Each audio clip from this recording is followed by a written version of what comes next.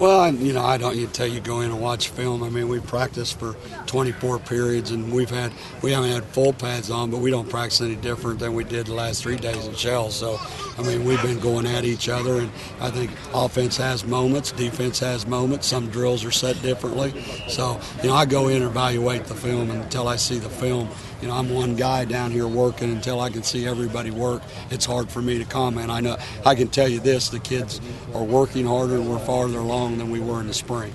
That's the good news. Now, we got to continue to do it. Are they going to be able to do it tomorrow and the next day and the next day? But so far, they're trying to do what we ask them to do.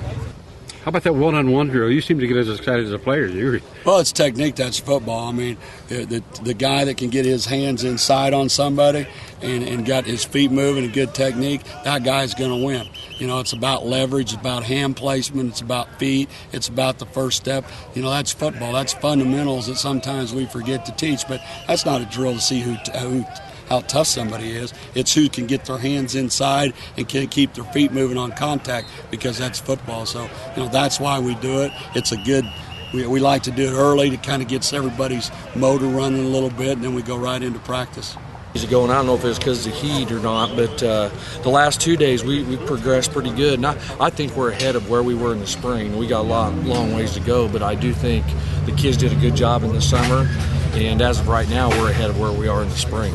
I mean, Kim Royston has come out of spring ball and done everything he should. Troy Stottlemyre is up there with it.